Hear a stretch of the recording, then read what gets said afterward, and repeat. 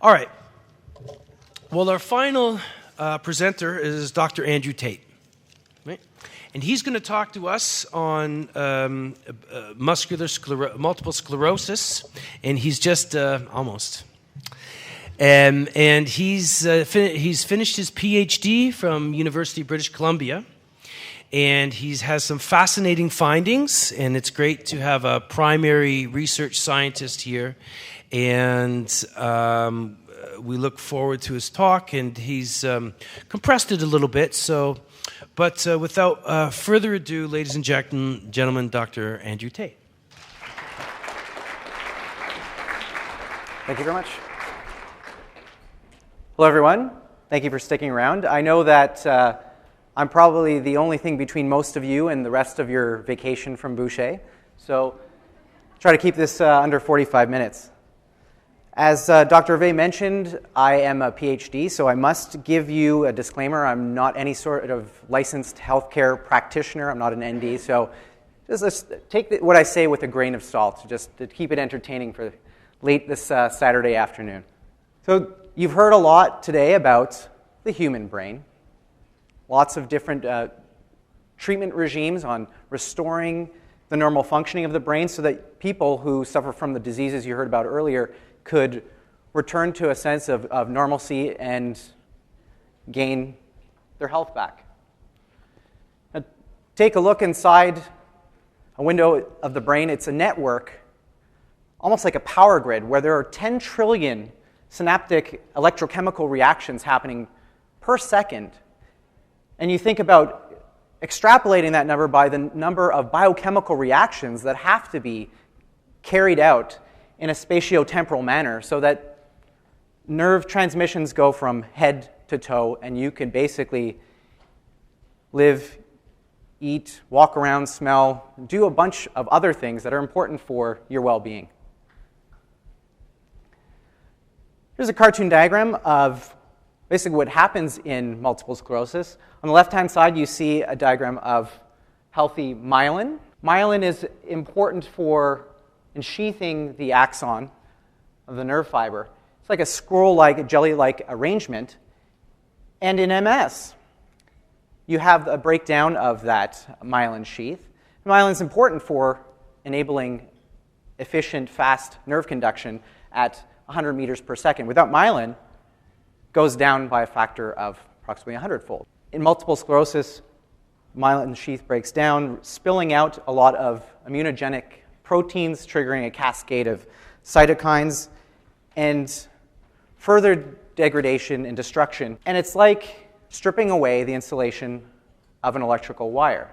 Now, the body tries really hard to ramp up molecular mechanisms that would restore the myelin sheath or the insulation, but the real damage occurs when you have the myelin stripped away and then a transection of the nerve fibers.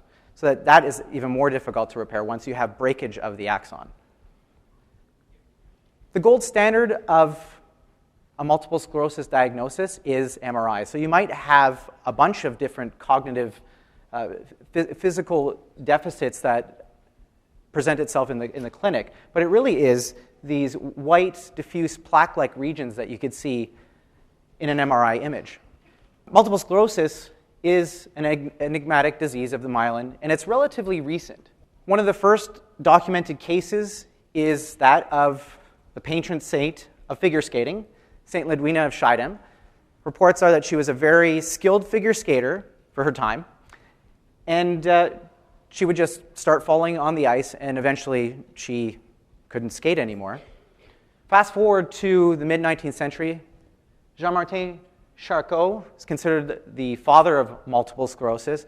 He basically put together a bunch of reports previously reported by others, and he compiled all this information and gave the disease a name, sclérose en plaques, which is French for multiple sclerosis. Now in 2011 or 2012, Canada has one of the highest rates of MS in the world.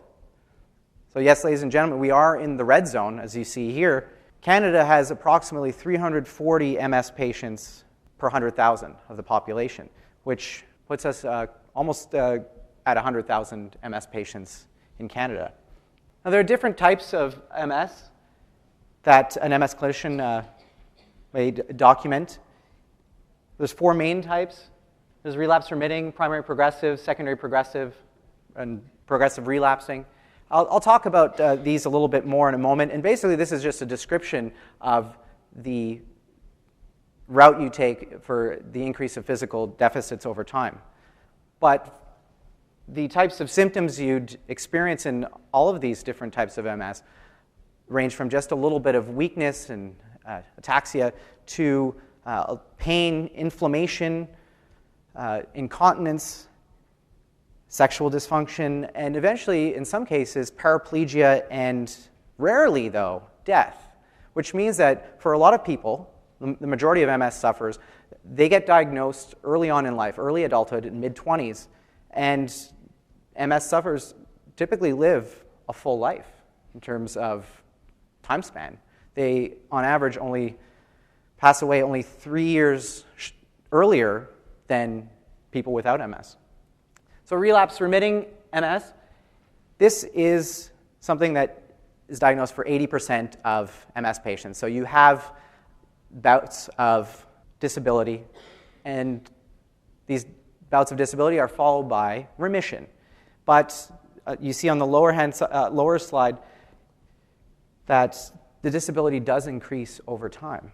Primary progressive, this is only about 10 to 15% of MS cases, and it follows quite a steady course where there are no defined remission periods. Now, about 65% of MS sufferers that have been diagnosed with relapse-remitting MS have a progressive course of disease after being diagnosed with relapse-remitting MS. Progressive relapsing MS, finally, is a rare type of MS.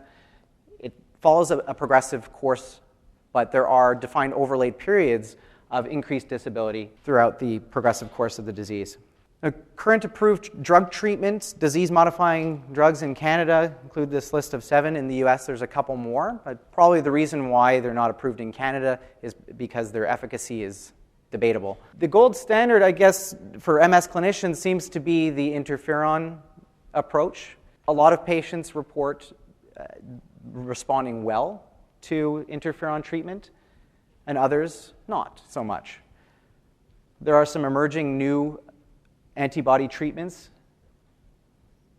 such as Tait, that's an integrin antibody, and that's proposed to decrease the permeability of the blood-brain barrier, which is seen to break down in MS. Now, there's a new classification of small oral drugs coming out, the first of which is Gilenya or fingolimod, and everything else is injectable or given by IV, and that's the first oral one. And some of the newer ones, so like Tait and Gilenya, there actually have been some reports of deaths very recently in the past few weeks. So their efficacy is questionable, and their safety profile is also equally questionable.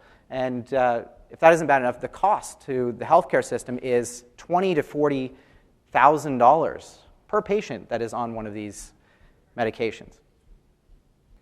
Now I'd like to move into some of the research I've done. It's in the segment of my talk we'll call The Bench. Now, let me give you a little secret about the status of research on MS. We as scientists don't know what's going on, really. But that doesn't mean that the situation is bleak.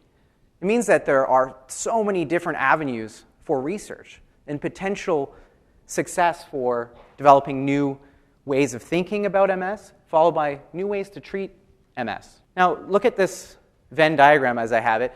This exemplifies the complex relationship between genetics and environment, which give rise to the symptoms of MS, and at the molecular level, the demyelination in MS. So on the genetic side, you have SNPs, small nucleotide polymorphisms, various genetic regions. Gender also has been shown to have a role in MS, with 3 times more women being affected with the disease than men. On the other side, you have environment. So there are many emerging reports on how you have a geographic prevalence, possibly people in the north developing MS, more so compared to those that live in more tropical regions. Dietary concerns, there are many, and the list is still going on, but vitamin D deficiency is one example. Animal fat intake is another, and environmental toxins. There are plenty of reports that suggest that there are pesticides, heavy metals, that contribute to demyelination and the symptoms of MS. And more recently, there has been some attention paid to a buildup of iron in the brain. The jury is still out on exactly how to relieve those symptoms or the accumulation of iron in the brain, or what it's doing in terms of causing dysfunction. It's believed that it's possibly oxidative stress overload. But some of you may have heard about the CCVSI treatments, and that is currently something that's being looked at for funding by the Canadian government. Now, I personally have been interested in this region here, the forefront between genetics and environment, which is a viral role in MS. This is a photo of my grandparents. When I was a young teenager, my grandfather fell down the stairs and was hospitalized. And it seemed for a time that he was getting better, improving, and then it seemed that he then would decline in his improvement and actually started to get worse. Weakness increased. His cognitive dysfunction became more and more apparent. And one resounding idea stuck with me, and that was that there was a possible viral link because of what the doctors said. They said maybe he has MS. Maybe he has some sort of viral infection. We just don't know. Maybe it's both. So 20 years later, I still had that little seed of an idea that stuck with me. And I began to see reports of how viruses such as human herpesvirus type 6 could play a role. Now, this isn't the only virus that's associated with MS. There's human endogenous retroviruses, Epstein-Barr viruses. This is an example. So when I started my research, my Ph.D. research in chemistry at UBC, I was given this opportunity to look at the link between HHV6 and multiple sclerosis. So there's several controversial lines of evidence that link this ubiquitous virus with MS. 95 to almost 100% of people have either the A or B strain of HHV6. And you have evidence such as this that suggests that there is a link with increased viral load in PBMCs with the HHV6. So compared to all of the other herpes viruses, MS patients seem to have a higher load of HHV6. Now I want to introduce a concept called molecular mimicry. And this is a hot topic in MS, sort of like the wolf in sheep's clothing. Now in this case, in the context of MS, I like to think of it as sort of like it's when a viral or bacterial pathogen can masquerade as a self-protein. So kind of like the wolf in sheep's clothing, can get into a barnyard, and the farmer with a shotgun is like your immune system. So he doesn't see the wolf at first until it's too late. He gets his shotgun, starts shooting at the wolf in sheep's clothing, and also at his precious sheep.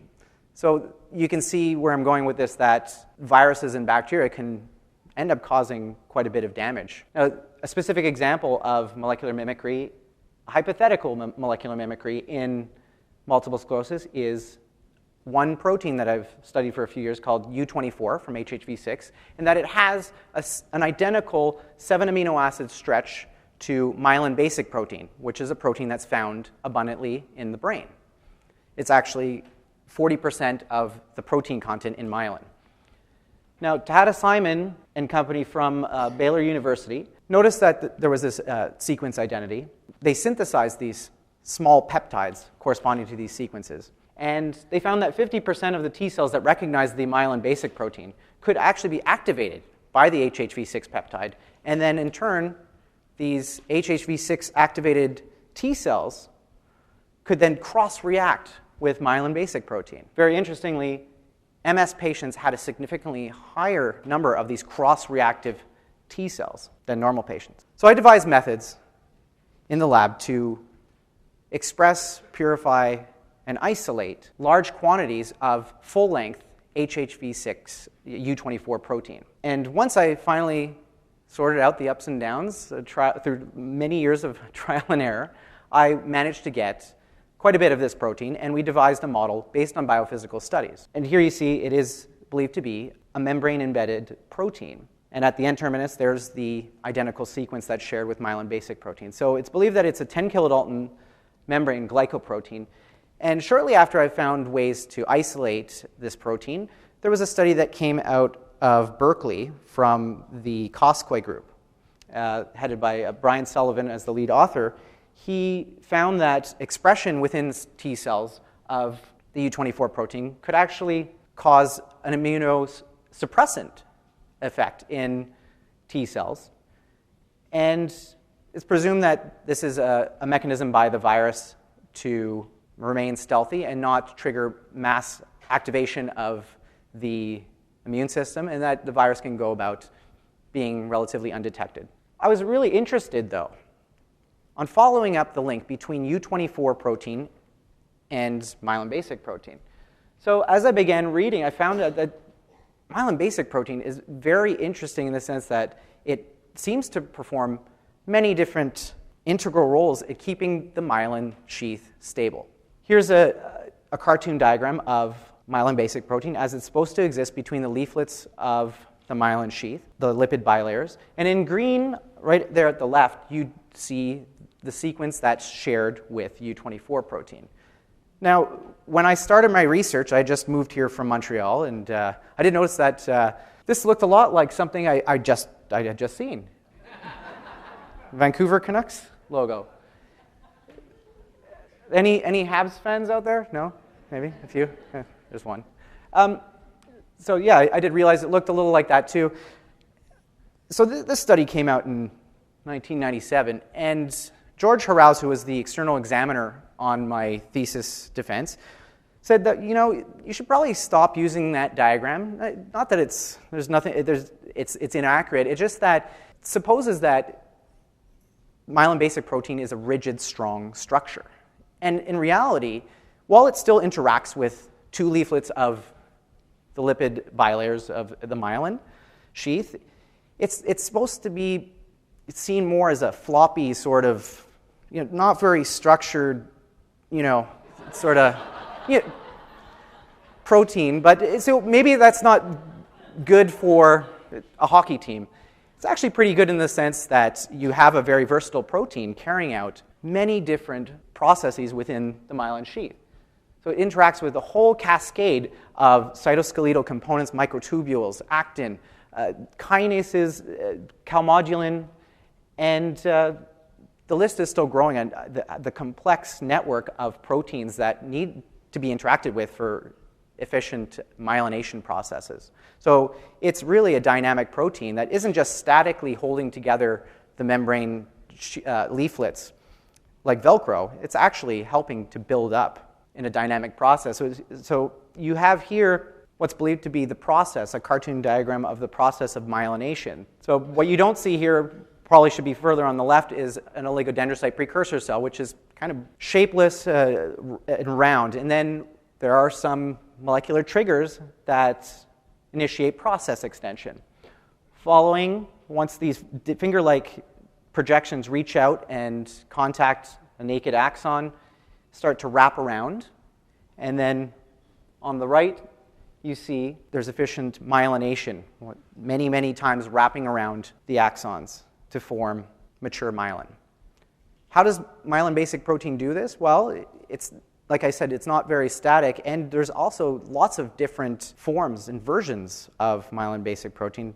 I'll mention only a few here. There are different sizes of the protein. There's also different post-translational modifications, such as methylation, deamination, and probably most important is phosphorylation, because that is attributed to healthy myelin. So that region that's shared with myelin basic protein and U24 is a phosphorylation target by MAP kinase and several other kinases. And phosphorylation at that threonine, the threonine that's shared between the two proteins, is important for many reasons. It's a marker of mature myelin, as I mentioned. It also seems to protect against proteolytic cleavage. right? You don't want release of myelin basic protein fragments because they are immunogenic. It also affects organization and dynamics of the cytoskeleton and the way that myelin basic protein can tether cytoskeletal components to the membrane. Most importantly, that in MS patients and in animal models of MS, particularly mice, there's much less phosphorylation observed at this site. Just to take a more detailed view of what's happening, myelin basic protein needs to interact with an array of different cytoskeletal components, as I said, but it needs Fin tyrosine kinase, and its activity binding Fin tyrosine kinase with the cytoskeleton to the membrane is modulated by MAP kinase activity. So you can see, and if you think about it, it's kind of like building up scaffolding and taking it down, and you need to do this quite quickly. In this case, you need various kinases to interact with myelin basic protein at opportune times. So the region of myelin basic protein, or the region of Fin that interacts with myelin basic protein is the SH3 domain. So I have a hypothesis. I had one, and I wanted to test it, and it was that U24 could interfere with the normal functioning of myelin basic protein, particularly through interacting and possibly competing with these other cellular partners based on its sequence identity. So I'll just summarize several years of my research in this one slide. I'll take you on the right-hand side. This was evidence that I collected to show that U24 could be phosphorylated by MAP kinase, thereby representing an alternative MAP kinase target competing with myelin basic protein. So on the y-axis, you see the relative phosphorylation, and the x-axis is time. So you see that both myelin basic protein and U24 could both be efficiently phosphorylated by MAP kinase. So that tested the first part of the hypothesis, that it could possibly compete with myelin basic protein for phosphorylation. Now, in another study that I did, called a pull-down study, I took U24, and I took the SH3 domain, as I mentioned very briefly earlier, of the Fin tyrosine kinase. And I was able to tether U24 to the SH3 domain of Fin tyrosine kinase. And that's what lane 4 shows. So I expect to see a blob there because it's sufficiently pulled down, and I was able to do an experiment called SDS-PAGE, stain for that protein, and there is the U24. Now, I also created a mutant U24 that was missing specifically that region, the polyproline region, that is identical to myelin basic protein. Now, you don't see that it's been pulled down like wild type because it's missing that essential binding site to be able to tether to the SH3 domain. When all that's said and done, you can see that U24 is supposed to interact with some of the same cellular partners that myelin basic protein would normally interact with. And when that happens, when kinases such as Fin and MAP kinases, there's a few of them listed there, ERK2, P38, and glycogen synthase kinase, you could inhibit essential interactions with the cytoskeleton and effectively mess up the dynamics that are essential to myelination, leading to demyelination. Now I want to segue into the portion of the talk called the bedside. I found this paper to be particularly interesting over the course of my studies because it showed the two places up near the top and down near the bottom where U24 could interact with this pathway and possibly inhibit efficient myelination. At the bottom, you see the end result is myelin compaction. Now, the take-home message from this slide is that it just basically shows the two places. So this paper by Sewa also had a segment that mentioned the use of Ninjin Yoito as a traditional Chinese medicine that could reverse age-related demyelination. So I thought that was worth following up. I'll present their data to you for your evaluation. What they found, I'll just ask that you look at the left-hand side, the 3 bars on the left. What this shows is that if you take young mice, you have a certain number of myelinated fibers. So a 3-month-old mouse has approximately 250 myelinated fibers per volume of brain that they looked at. And you can see, as expected in old mice, where there's normal occurring demyelination, at 31 months, it's basically halved. So there's a lot of demyelination that occurs as the mice get older. And with NYT, Ninja-Yo-Ito, the supplement, it could actually enhance and reverse, after 2 months of treatment, it could basically increase the level of myelination back to that of young mice. Now, the G ratio, that's the circles at the middle, that is a way to calculate myelin thickness. So the lower the G ratio, the thicker the myelin, essentially. So 3-month-old mice, I'm talking about the bars on the right, 3-month-old mice have a low G ratio, high myelin thickness. As they get older, similar to the number of myelinated fibers, in addition to decreasing the number of myelinated fibers, you actually have a thinning out of myelin. And again, with NYT, you could restore the thickness of myelin in old mice to that of young mice. Now, to show that the Fyn tyrosine kinase is important, they looked at an MS model in mice. So it's a Cooperzone model that they used. This is a model of neurotoxic demyelination, so a more aggressive form of demyelination. It's kind of like MS, where you have rapid demyelination occurring in humans.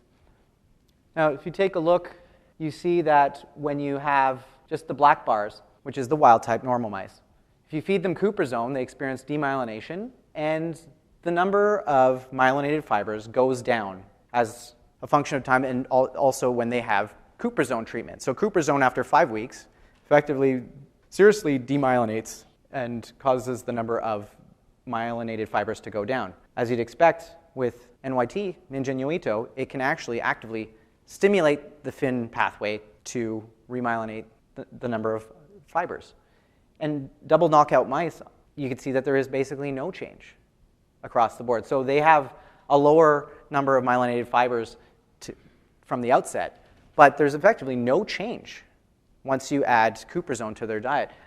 Also, in that same token, Ninja-Yo-Ito has no effect at restoring the level of myelination. And you do see similar results with the G ratio, the thickness of myelin. With the wild-type mice, you can enhance the thickness with the simple feeding of the mice Ninja-Yo-Ito.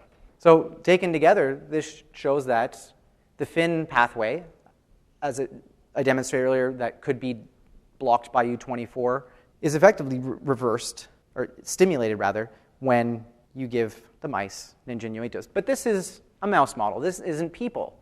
How can you take this and see what's going on in a human suffering from MS? Does it have any relevance? Right? We do have some experimental conclusions, which is fine for paving the way for future studies, but we really should be following up on that. And it came at a time when I found this paper. I managed to find a friend who's a naturopathic doctor, Sonia Jensen, who with her husband runs Divine Elements Health Clinic. And I asked her if she knew anything about this herbal supplement and if it found use in MS patients. And lo and behold, coincidentally, she had an MS patient that had just come to see her. Now, if the name Jensen rings a bell, maybe even the face would. This is Sonia's husband, Nick. You may see him every day when you walk into school. Does this look familiar?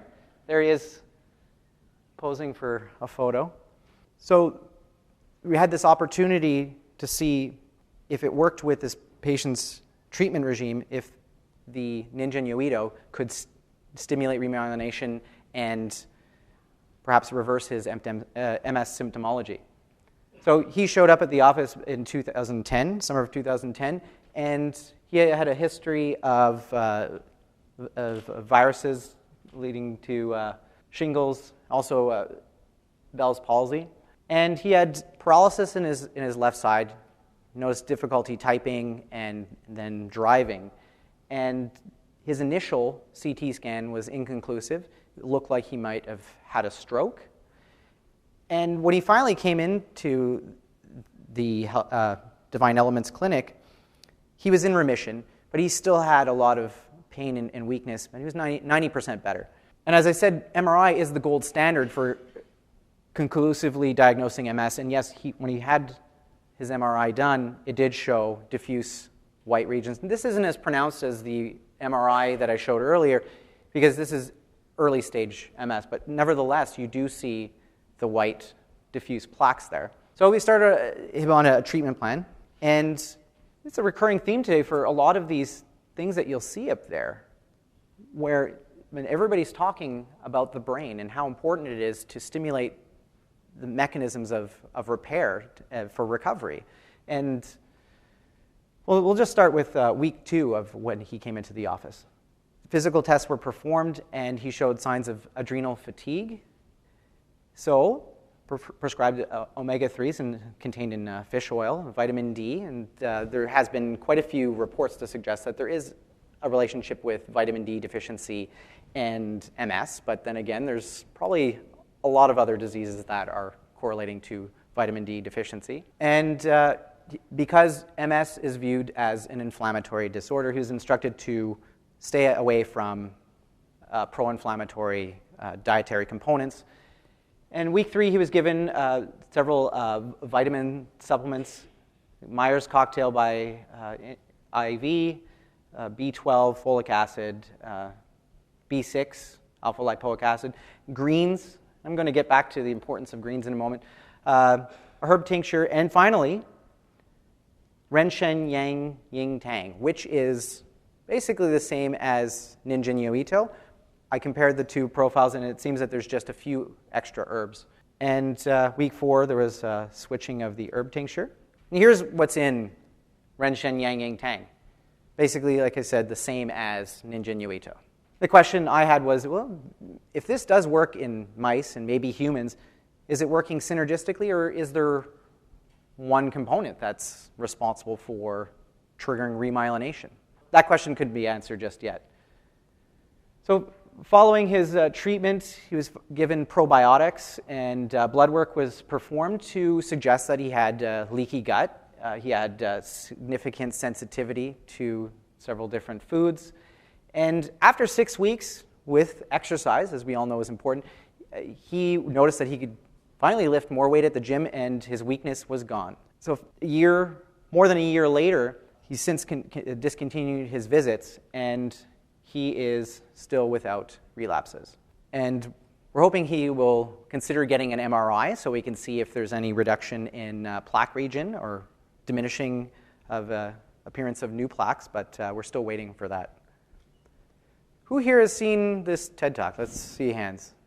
Yeah, okay, well, some of you. A friend of mine who is an MS patient turned me on to this shortly after this hit the internet, this went up, this TED Talk by Terry Walls went up end of November. I saw it mid-December. Now it has almost 500,000 hits, I believe.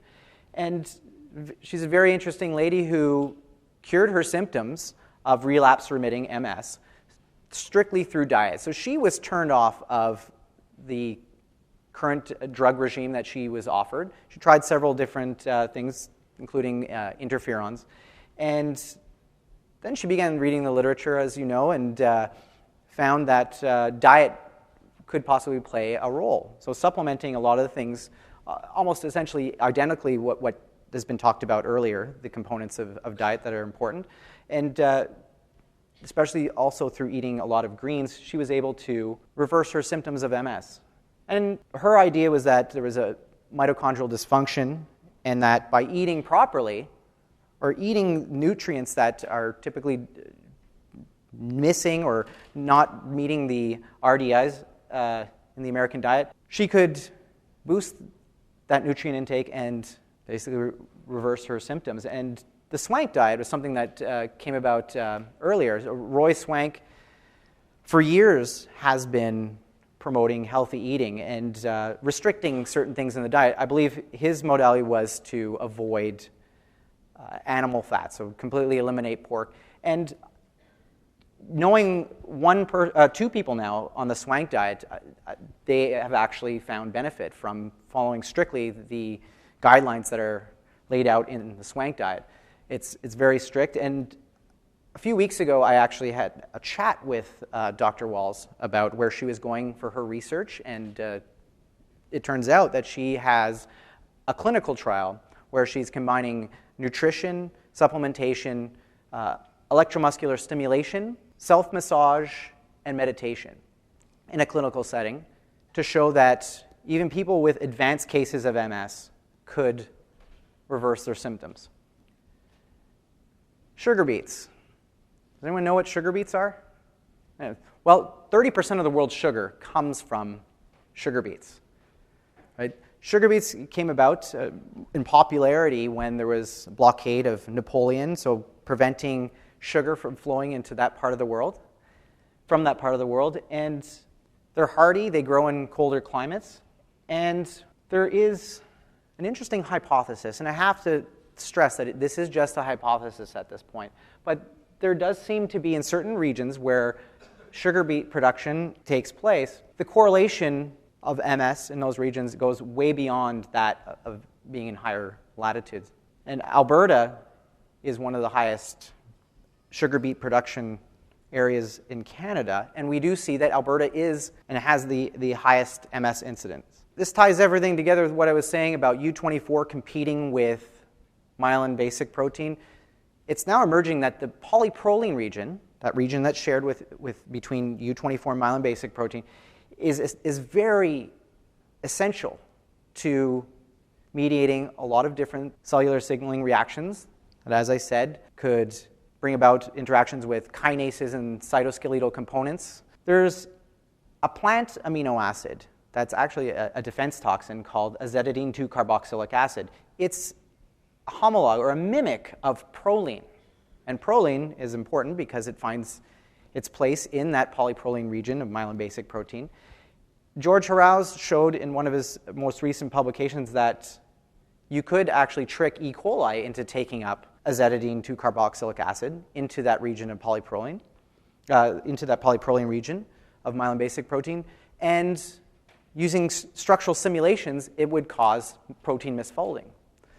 Now, Ed Rubinstein is the guy who originated this hypothesis that there could be azetidine from sugar beets that finds its way into our food supply. So if you eat sugar from sugar beets, that's fine because it's been completely refined. It's when cattle that produce milk and beef eat sugar beet pulp that they actually have azetidine 2-carboxylic acid being incorporated into their proteins. We eat the cow's meat and drink their milk, and it's a possibility that this could be a trigger for multiple sclerosis in some patients. So I have been in email correspondence with Ed Rubinstein to find out what new results he has, because the last publication that came out connecting azetidine, sugar beets, and MS came out in 2009. And he was pretty tight-lipped about it. And I understand that there is a multi-center collaborative effort of research going on to look at the azetidine levels in milk and meats in North America. And he said he's going to wait until he breaks that news to show whether or not there's this correlation. But it's food for thought. So maybe in the next little while we'll see that, okay, it might be beneficial to eat grass-fed meat as opposed to grain and sugar beet silage. So I didn't want to leave on that bleak note. I wanted to say that there has been some follow-up studies on ninjanuito, or its variant here. I mentioned the question I had was is it synergy or individual action of the components? And it turns out, in a publication that came out very recently, that it seems to be orange peel or citrus peel. This is my favorite diagram. Came out right near the end of my studies, and it sort of showed where U24 could interact in this myelination pathway, and also showed the bigger picture as well. So take a look at the top right. You have demyelination occurring, where the oligodendrocytes pull away from the axon, leaving them naked and susceptible to breakage. Now the body tries hard to produce oligodendrocyte precursor cells, OPCs, and in many MS patient brains, you see an accumulation of these OPCs. There, for some reason, is a lack of signaling inside these OPCs to form mature oligodendrocytes, forming those finger-like projections. But in this study, when they profiled all the components of ninjanuito and looked at citrus peel here, it could stimulate this pathway that I showed earlier, was something that U24 could interact with. So if there's fin, everybody sees fin there, and phosphorylated myelin basic protein. So there's two places right there where U24 can interact with. And once you give the mice specifically a bioflavonoid-containing citrus peel extract, it could trigger oligodendrocyte differentiation, and finally, myelination. So it was hypothesized by the authors that it's the bioflavonoid component that stimulates myelination, but we're still not sure. There are 6,500 flavonoids that have been identified, and more increasing. So it's possible that there are many more bioflavonoids if they are indeed the active component of citrus peel that stimulate myelination. So it's quite exciting to see how we could possibly profile more flavonoid-containing botanical mixtures and see which have the greatest effect on myelination in mice and hopefully then in humans. Taken together, I showed that MS in a review was the breakdown of the myelin sheath in the central nervous system. That the cause of MS is currently unknown, believed to be a mix of genetic and environmental factors, viruses as well, such as HHV6 and its U24 protein that's secreted. Then I showed you very briefly some of my experimental evidence to show that U24 could act as a mimic of myelin basic protein, and that it interact with MAP kinase, be phosphorylated by MAP kinase, then also interact with the SH3 domain of fin tyrosine kinase. I talked about the formula, NYT, how it can stimulate the fin pathway to trigger myelination. Then finally, talked a little bit about the citrus peel and its bioflavonoids and how those are the active ingredients of NYT. And of course, I did show you the evidence that appears that botanical remedies like NYT may find a place, based on molecular evidence, in the naturopathic clinic to treat MS patients. So future directions, I think it's obvious.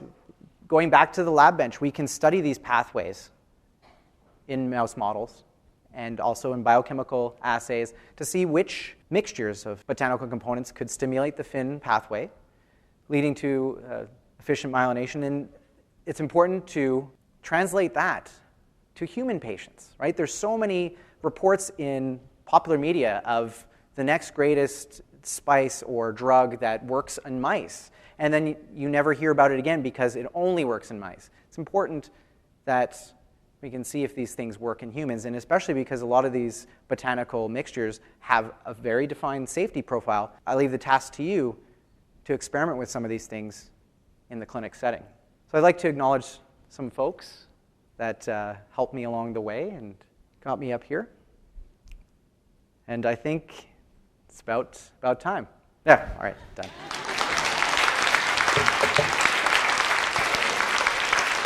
Good timing?